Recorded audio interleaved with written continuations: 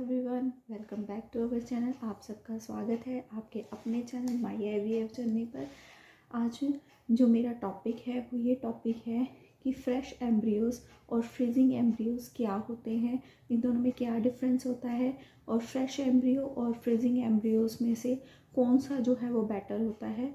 ये मेरे पास क्वेश्चंस भी आ रहे हैं, और क्योंकि मुझे इन चीज़ों की नॉलेज इसलिए है क्योंकि जो है मैं डॉक्टर से ये बातचीत करती रहती हूँ, और मैंने बहुत IVF करवाने से पहले बहुत सर्चिंग की थी, ठीक है। और उसके बाद नेक्स्ट इसी के साथ जो है कुछ क्वेश्चंस भी मेरे पास आ रहे हैं। उन क्वेश्चन का आंसर्स भी मैं आपको देना चाहती हूँ। तो फ्रेश और फ्रीजिंग एम्ब्रियोज़ क्या होते हैं, और उसके अलावा जो हमारे एम्ब्रियोज़ जो है वो बच जाते हैं, क्योंकि जब एम्ब्रियोज़ तैयार किए जाते हैं तो वो ये नहीं है कि एक या दो एम्ब्रियोज़ ही तैयार किए जाते हैं, काफ़ी सारे एम्ब्रियोज़ तैयार किए जाते हैं। तो जो एम्ब्रियो बच जाते हैं उन एम्ब्रियोज़ का क्या किया जाता है वो भी मैं आपके साथ शेयर करूँगी, क्योंकि अभी करंटली जो है हमने 2-3 दिन पहले ही डॉक्टर से बात की है, तो उसको मैं आपके साथ शेयर करना चाहती हूँ। तो उससे पहले मैं आपको ये कहना चाहूँगी कि मेरी वीडियोस को प्लीज़ लाइक कीजिए, शेयर कीजिए, कमेंट कीजिए, और अगर आपकी कोई प्रॉब्लम्स हैं, अगर आपका कोई डाउट है, आप मेरे साथ शेयर कीजिए। आप मुझे कमेंट कर सकते हैं, मेल ID पे मैसेज कर सकते हैं। अगर आपको कोई जितनी मेरे से कोशिश हो सकेगी मैं आपको जो है आपकी प्रॉब्लम को सॉल्व करने की कोशिश करूँगी। तो शुरू करते हैं। तो मैं आपको ये भी कहना चाहती हूँ कि बहुत से व्यूअर्स ऐसे हैं जिनके मन में जो डाउट होता है वो मैसेज भी करते हैं, मैसेज करने के बाद उसे डिलीट कर देते हैं, लेकिन वो शो तो करता रहता है।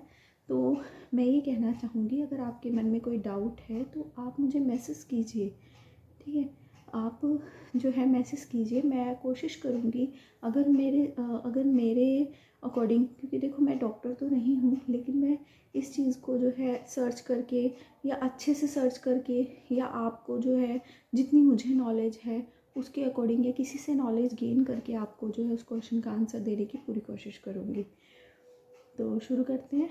सबसे पहले तो फ्रेश एम्ब्रियो और फ्रीजिंग एम्ब्रियोज़ में क्या डिफरेंस होता है। फ्रेश एम्ब्रियो और फ्रीजिंग एम्ब्रियोज़ होते क्या हैं। तो फ्रेश एम्ब्रियो क्या होता है कि जब हमारा एग पिकअप हो जाता है, एग पिकअप होने के बाद वो एम्ब्रियो जो है वो तैयार किए जाते हैं। तो कई बार ऐसा होता है, अब मेरे जो एम्ब्रियोज़ थे वो मेरा जो ट्रांसफ़र हुआ था वो फ्रीजिंग एम्ब्रियो से हुआ था। वो इसलिए हुआ था कि कई बार ऐसा होता है कि हमारी जो एंडोमेट्रियम लेयर जो है, जब वो एग पिकअप करते हैं, एग पिकअप करने के बाद वो क्या करते हैं, एक मिनट, एग पिकअप करने के बाद वो जैसे उन्होंने एग पिकअप कर लिया, एग पिकअप करने के बाद फिर उसमें जो है वो एम्ब्रियो तैयार करते हैं। एम्ब्रियोलॉजिस्ट जो होते हैं वो अपनी लैब में से एम्ब्रियोज तैयार करते हैं। तो उसमें डॉक्टर का काम होता है हमारे एग को पिकअप करना, और पिकअप करने के बाद वो एम्ब्रियोलॉजिस्ट को दे देते हैं, और एम्ब्रियोलॉजिस्ट ही उससे एम्ब्रियो तैयार करते हैं। ये उनकी रिस्पॉन्सिबिलिटी होती है। तो जो एम्ब्रियोलॉजिस्ट होते हैं वो ये काम करते हैं। तो डॉक्टर जो है हमें कुछ हार्मोन्स के इंजेक्शंस देते हैं, जैसे कि प्रोजेस्टेरोन उनमें मेन होता है, वो इंजेक्शन हमें देते हैं। वो इंजेक्शन से वो क्या करते हैं, हमारी जो एंडोमेट्रियम लेयर होती है, कुछ ऐसे पर्सन होते हैं, जैसे मेरे पास काफ़ी क्वेश्चन आ रहे थे, वो ये पूछ रहे थे कि हमारी एंडोमेट्रियम लेयर जो है वो बहुत थिन है, उसके साथ जैसे कुछ डॉक्टर ने उन्हें बोल दिया कि आपका IVF हो ही नहीं सकता। तो ऐसा नहीं है। IVF जो है उससे पहले क्योंकि IVF तो तभी पॉसिबल होगा कि जो एंडोमेट्रियम लेयर है वो अच्छे से बननी चाहिए। क्योंकि जब मैं आयुर्वेदिक मेडिसिन लेने जाती थी ना, तो मेरे से वो यही पूछते थे कि जो बच्चेदानी की जो लेयर है वो ठीक से बन रही है या नहीं। क्योंकि देखो, अगर हम एक प्लांट लगाएंगे, हम गमले के अंदर कोई प्लांट लगा रहे हैं, तो वो प्लांट तभी लगेगा जब वहाँ पर जो उसकी जहाँ पर हम लगा रहे हैं वो जो उसकी ज़मीन है वो उस लायक है कि नहीं, कि वहाँ प्लांट लग सकता है या नहीं। तो वो जो अंकल थे ना, वो बहुत बुज़ुर्ग थे जो मुझे आयुर्वेदिक मेडिसिन देते थे। तो उन्होंने मुझे ये बताई थी बात कि जहाँ हम पौधा लगा रहे हैं वो पौधा वहाँ तभी लगेगा जब वो ज़मीन जो है उसकी उस लायक है या नहीं। तो उसे चेक करना सबसे ज़्यादा ज़रूरी है। क्योंकि अगर हम, जैसे मुझे बहुत सारी प्रॉब्लम्स थी, हाइड्रोसल्फिन की प्रॉब्लम थी मुझे, ट्यूब्स ब्लॉक की प्रॉब्लम थी मुझे, जो है एंडोमेट्रोसिस की प्रॉब्लम थी मुझे, फाइब्रॉइड्स की प्रॉब्लम थी, और मैंने आपको बोला कि मेरा यूट्रस भी रेट्रोवर्टेड था। तो इतनी सारी प्रॉब्लम, इतने सारे कॉम्प्लिकेशंस के साथ मैंने हिस्ट्रोस्कोपी भी करवाई, लेप्रोस्कोपी करवाई, 9 साल जो है मैंने इंतज़ार किया, बहुत सारी मेडिसिन खाई और बहुत सारे टेस्ट करवाए, बहुत सारे इंजेक्शन्स भी लगे। तो ये सब होने के बावजूद भी मेरे अंदर एक पॉजिटिव चीज़ थी, टचवुड, कि जो मेरी एंडोमेट्रियम लेयर थी वो अपने आप ही बिना किसी इंजेक्शन के, बिना किसी मेडिसिन के वो अच्छी बनती थी। तो जिन लोगों को ये जो प्रॉब्लम है अगर उनके ठीक से नहीं बन रही है तो उसका भी ट्रीटमेंट है, उसके लिए मेडिसिन दी जाती है, इंजेक्शन्स दिए जाते हैं, दवाइयाँ दी जाती हैं। अगर उसको अगर जो है दवाइयाँ और इंजेक्शन से नहीं होता, तो मैंने इसके बारे में सर्च किया हुआ है काफ़ी, जो है मुझे इतनी नॉलेज तो नहीं है लेकिन हाँ मैं इतना बोलूँगी कि मैंने सर्च किया हुआ है काफ़ी। जैसे मैं आपको बताती थी कि जहाँ हम डॉक्टर के पास जाते थे तो हम पेशेंट से, कोई पेशेंट मिलता था तो उससे बात करती थी तो वो बताते थे कि इसकी बहुत सारी ट्रीटमेंट भी अवेलेबल है। तो वो ट्रीटमेंट हम जो है किसी अच्छे क्लिनिक, अच्छे डॉक्टर के पास जाएंगे तो वो हमें उसका ट्रीटमेंट ज़रूर बताएंगे। तो वो ट्रीटमेंट अवेलेबल है, आप ट्रीटमेंट करवा सकते हैं। तो डॉक्टर क्या करते हैं, एंडोमेट्रियम लेयर जो है अगर हम मेरी भी थी, अच्छी बनती थी अपने आप, लेकिन फिर भी वो हमें वो इंजेक्शन्स देते हैं। तो वो जो है इंजेक्शन वो इस लेयर को तैयार करते हैं। तो जब हमारी जो एंडोमेट्रियम लेयर तैयार हो जाती है और उधर जो है हमारे एम्ब्रियोस भी तैयार हो जाते हैं, तो जो जिस मंथ में हमारे एम्ब्रियोस तैयार हो जाते हैं, जैसे आज एग पिकअप हुआ, फिर अगले दिन जो है वो देखते हैं उसको, एम्ब्रियोस तैयार करते हैं, फिर उसके बाद देखते हैं वो ग्रो कर रहे हैं या नहीं। तो उसके अकॉर्डिंग जो है वो हमारे अंदर एम्ब्रियोस जो है वो ट्रांसफ़र करते हैं। अगर उसी मंथ में उन्होंने एम्ब्रियो ट्रांसफ़र कर दिया तो उसे फ्रेश एम्ब्रियोस कहते हैं। और अगर उन्होंने उसी मंथ ना करके 1 या 2 मंथ का वेट किया, जैसे मेरे अंदर प्रॉब्लम थी हाइड्रोसल्फिन की, तो उन्होंने इसलिए वेट किया क्योंकि उन्हें ये चेक करना था कि जो कैविटी है, जो हाइड्रोसल्फिन का पानी है, वो मेरी यूट्रस में तो नहीं आ रहा। तो वो चेक करने के लिए उन्होंने 1 या 2 मंथ का जो है कुछ इन्फेक्शन की मेडिसिन भी मुझे दी थी। तो इस वजह से उन्होंने फ्रीजिंग एम्ब्रियो जो है मेरे अंदर ट्रांसफ़र किया था। तो जो फ्रीजिंग एम्ब्रियोज होते हैं, इन दोनों में आपको डिफरेंस समझ में आ गया होगा कि फ्रेश एम्ब्रियोज जो उसी मंथ ट्रांसफ़र किया जाता है, और फ्रीजिंग एम्ब्रियो जिसे फ्रीज़ कर दिया जाता है। उसके बाद होता है 3 और 5 डेज़ वाले एम्ब्रियोज। जो 5 डेज़ वाले होते हैं वो ब्लास्टोसिस्ट होते हैं, मैं वीडियो बना चुकी हूँ। 3 डेज़ वाले होते हैं उनको आगे ग्रो नहीं किया जाता, वो 3 डेज़ पर ही रुक जाते हैं। लेकिन 3 डेज़ वाले एम्ब्रियोज जो होते हैं वो ज़्यादा होते हैं, और 5 डेज़ वाले एम्ब्रियोज जो होते हैं वो कम होते हैं। क्योंकि डॉक्टर जो है सारे ऐसा के सारे एम्ब्रियोज को 5 डेज़ तक नहीं लेकर जा सकते। अगर वो सारे के सारे एम्ब्रियोज को 5 डेज़ तक लेकर जाएंगे तो हो सकता है वो ग्रो ना करें या वो ख़राब हो जाएं। तो इसलिए वो कुछ एम्ब्रियोज को 5 डेज़ तक रखते हैं और कुछ एम्ब्रियोज को 3 डेज़ तक रखते हैं।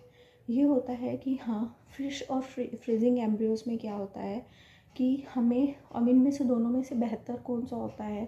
फ्रेश और फ्रीजिंग एम्ब्रियोज में डॉक्टर ने ये बोला कि इसमें कोई डिफरेंस नहीं होता। इसमें ऐसा कुछ नहीं है कि फ्रीजिंग या फ्रेश से हमें ज़्यादा जो है वो ज़्यादा हमें सक्सेस रेट हमारा बढ़ जाएगा, तो ऐसा कुछ भी नहीं होता। हाँ, 3 और 5 डेज़ के एम्ब्रियोज जो होते हैं और एम्ब्रियोज के जो ग्रेड होते हैं उससे ज़रूरी इफ़ेक्ट पड़ता है कि उनका ग्रेड कैसा है। और वो ब्लास्टोसिस्ट है, ब्लास्टोसिस्ट में जो है वो चांस हमारे सक्सेस रेट का वो बढ़ जाता है। और जो फ्रीजिंग का होता है, फ्रीजिंग और फ्रेश का इसमें कोई रोल नहीं होता। फ्रेश और फ्रीजिंग एम्ब्रियोज जो हैं वो बिल्कुल सेम होते हैं, बस उसमें ये डिफरेंस होता है कि फ्रेश में थोड़ा वेट करना पड़ता है, फ्रीजिंग में थोड़ा वेट करना पड़ता है, और फ्रेश उसी मंथ जो है वो ट्रांसफ़र कर दिए जाते हैं। उसके बाद जो था क्वेश्चन, जो मैंने क्वेश्चन तो नहीं था लेकिन आपके साथ शेयर करना चाहती हूँ। देखो, मेरे साथ अभी भी बहुत सारी कॉम्प्लिकेशंस हैं। मैं अभी जो है प्रेग्नेंट हूँ, अभी भी मेरे साथ आज भी जो है मेरे साथ अभी 2-3 दिन से बहुत सारी कॉम्प्लिकेशंस चल रही हैं।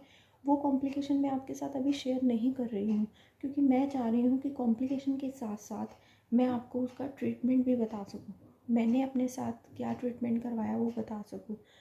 तो मेरे साथ जो कॉम्प्लिकेशंस हो रही हैं मैं आपके साथ वो शेयर करूँगी, वो तब शेयर करूँगी जो वो कॉम्प्लिकेशंस जो हैं, मेरे डाउट जो हैं वो क्लियर हो जाएंगे। तो और इसीलिए आप मुझे देख रहे होंगे कि मैं बिल्कुल टेंशन में नहीं हूँ। मुझे थोड़ी बहुत टेंशन होती है, लेकिन मैं उसके बारे में जो है भगवान जी पे छोड़ देती हूँ, कान्हा जी पे छोड़ देती हूँ, और अपनी जो है टेंशन्स को, उसके डाउट क्लियर करने की कोशिश करती हूँ। तो आपको घबराना नहीं है। तो जो है मैं आपके साथ शेयर करती रहूँगी नेक्स्ट। तो अभी जो है मैं आपके साथ ये शेयर करना चाहती हूँ कि मेरे मन में इतने दिन से डाउट चल रहा था, हम दोनों हस्बैंड वाइफ ये बात कर रहे थे कि जो एम्ब्रियोज़ हमारे बच गए हैं, जैसे जो थे मेरे टोटल 8 एम्ब्रियोज़ थे, तो जो बच गए हैं उन एम्ब्रियोज़ का डॉक्टर क्या करते होंगे, या हम ये वेट कर रहे थे कि उनकी कोई कॉल आएगी हमारे पास कि उनका क्या करना है। तो हमने जिन डॉक्टर से हमने ट्रीटमेंट करवाया था उन डॉक्टर से हमने बात की। सॉरी, मुझे थोड़ा सा जो है फीवर की प्रॉब्लम हो रही है। तो हमने उन डॉक्टर से बात की थी। तो उन डॉक्टर को जब हमने कॉल किया, हमने बोला कि हमारे जो एम्ब्रियोज़ हैं उनका आप क्या करेंगे, जो हैं उनको कोई मिस यूज़ ना कर ले या कुछ भी ऐसा, हम अपनी तरफ से उनसे बात कर रहे थे। तो उन्होंने हमें बताया कि जो फ्रीजिंग एम्ब्रियोज़ होते हैं, जो हमारे एम्ब्रियोज़ बच जाते हैं, क्योंकि हमें जो है उसके लिए अलग से चार्जेस देने होते हैं उन्हें, जैसे कि 6 मंथ के 25,000 रुपीज़ चार्जेस हैं। तो आगे अगर उन्हें 6 मंथ के लिए रखना है तो हमें 25,000 रुपीज़ फिर से देना पड़ेगा। तो वो एम्ब्रियोज़ जो हैं, जब तक, मैं आपको ये बोलूँगी, अगर आपको डॉक्टर बोलते हैं, अगर आपको पॉजिटिव भी हो जाता है, आपका बेटा ECG भी अच्छा आ जाता है, अभी भी जैसे मैं प्रेग्नेंट हूँ, और जब तक आपका बेबी आपके हाथ में नहीं आ जाता, आप उन एम्ब्रियोज़ को जो है फ्रीज़ करवा के रखिए। उनको एम्ब्रियोज़ को फ्रीज़ करवाना बहुत ज़्यादा ज़रूरी है, क्योंकि जो डॉक्टर की फ़ीस होती है, जो आपको इंजेक्शन्स लगते हैं, जो आपको हार्मोन्स के मेडिसिन्स दी जाती हैं, एम्ब्रियोज़ तैयार किए जाते हैं, तो इतना लंबा जो प्रोसीजर होता है फिज़िकली और फाइनेंशियली, ये लंबा जो प्रोसीजर होता है, ये सारा का सारा जब हमें दोबारा सेकंड साइकिल में ज़रूरत पड़ जाती है, कभी फ्यूचर में ज़रूरत पड़ जाती है, तो उन चीज़ों से हम नहीं जो है निकलते। हाँ, कहीं किसी के पास फाइनेंशियली प्रॉब्लम हो सकती है, तो आप कम से कम इतना वेट तो ज़रूर कीजिए जब तक आपका बेबी जो है आपके हाथ में नहीं आ जाता। तो आपको जो है वो एम्ब्रियोज़ जो है अपने फ्रीज़ करवा के रखने हैं। और दूसरी बात, ये जो फ्रीजिंग एम्ब्रियोज़ होते हैं, इनको डॉक्टर, जो एम्ब्रियोलॉजिस्ट होता है, डॉक्टर का तो इससे कुछ लेना देना नहीं होता, एम्ब्रियोलॉजिस्ट के पास ही होते हैं वो, तो हम डॉक्टर से सिर्फ कंफर्म कर सकते हैं। तो जो एम्ब्रियोलॉजिस्ट होते हैं, जो अपनी लैब में इसको एम्ब्रियोज़ को फ्रीज़ करके रखते हैं, वो हमसे पूछे बिना हमारे एम्ब्रियोज़ को ना तो किसी को दे सकते हैं, और ना उसका कुछ यूज़ कर सकते हैं, ना ही उसे डिस्ट्रॉय कर सकते हैं। तो वो एम्ब्रियोज़ जो हैं वो उनके पास पड़े रहेंगे, वो आपको कॉल करेंगे, आपको नेक्स्ट मंथ के लिए, 6 मंथ के लिए अगर आपने चार्जेस दे रखे हैं, उसके बाद नेक्स्ट 6 मंथ के लिए, उसमें 2 ऑफ़र होते हैं, 3 मंथ के लिए करना चाहते हो या 6 मंथ के लिए। 3 मंथ के चार्जेस थे हमारे 15,000, और 6 मंथ के थे 5,000 कम हो जाते हैं, उसमें हम 25,000 रुपीज़ देते हैं। तो नेक्स्ट 6 मंथ के अगर हमें करवाना है तो फिर से हमें 25,000 रुपीज़ देने पड़ेंगे। तो ये जो है वो हमसे पूछे बिना उस एम्ब्रियोज़ का कुछ भी नहीं कर सकते। वो एम्ब्रियोज़ जो हैं वो फ्रीज़ रहते हैं। एक आपने सुना होगा नाइट्रोजन गैस, उसके अंदर वो उसे रखते हैं, वो फ्रीज़ रहते हैं उसके अंदर। और वो जैसे अगर 5 डेज़ के हैं तो 5 डेज़ पर ही रुक जाते हैं, 3 डेज़ के हैं तो 3 डेज़ पे रुक जाते हैं। उनको हम दोबारा जो है वो जो फ्रीजिंग होते हैं उनको दोबारा से वो लाइव करते हैं, अगर हमें फिर कभी फ्यूचर में ट्रांसफ़र की ज़रूरत पड़ती है, सेकंड थर्ड साइकिल में ज़रूरत पड़ती है, तो उसके लिए यूज़ करते हैं वो। तो ये जो फ्रीजिंग एम्ब्रियोज़ हैं उनको वो हमसे पूछे बिना कुछ नहीं कर सकते। आप ये क्वेश्चन उनसे कर सकते हो, अगर वो उसको डिस्ट्रॉय करते हैं, मिस यूज़ करते हैं, किसी को दे देते हैं, तो ये क्वेश्चन आप उनसे कर सकते हैं। क्योंकि ये आपके ऊपर डिपेंड करता है, अगर आप उन्हें डिस्ट्रॉय करवाना चाहते हो तो वो आपके ऊपर डिपेंड करता है। लेकिन मैंने आपको बोला कि जब तक आपका बेबी आपके हाथ में नहीं आ जाता, आप प्रेग्नेंट हैं, पूरे 9th मंथ प्रेग्नेंट हैं, तब भी आप ये डिस्ट्रॉय करने के लिए उसे नहीं बोलेंगे, जब तक आपका बेबी जो है आपके पास नहीं आ जाता। तो आपको जो है ये एम्ब्रियोस जो है उसे फ्रीज़ करवा के रखना है, ठीक है। तो मैं होप करती हूँ आपको ये जो मैंने आज का जो टॉपिक था वो आपको समझ में आया होगा। आपकी कोई और भी प्रॉब्लम है तो आप मेरे साथ शेयर कर सकते हैं। जैसे आप कुछ लोग जो है फर्स्ट 3 मंथ में पूछ रहे थे कि हम क्या काम करते हैं, तो मैंने आज वीडियो डाल दी थी, ब्लीडिंग से रिलेटेड भी डाल दी थी। और कुछ पर्सनस की ये प्रॉब्लम है कि आफ्टर 3 मंथ हम काम कर सकते हैं या नहीं। आपसे मैं एक क्वेश्चन पुट करना चाहती हूँ, अगर आप चाहते हो कि मैं अपनी जो है डेली की रूटीन में क्या क्या काम करती हूँ क्या नहीं करती हूँ आपके साथ लाइव जो है वो आपके साथ शेयर करूँ, तो आप जो है मुझे इस बात का आंसर दीजिए, तो फिर मैं आपके साथ उसे शेयर करूँगी, ठीक है। फिर भी अगर आपके कोई डाउट है तो आप मुझे मैसेज कीजिए, अगर कोई प्रॉब्लम है तो मैसेज कीजिए अपने रिलेटिव्स के साथ, मेरी वीडियोस को, मेरे चैनल को शेयर कीजिए, मेरे चैनल को सब्सक्राइब कीजिए। ओके, राधे राधे।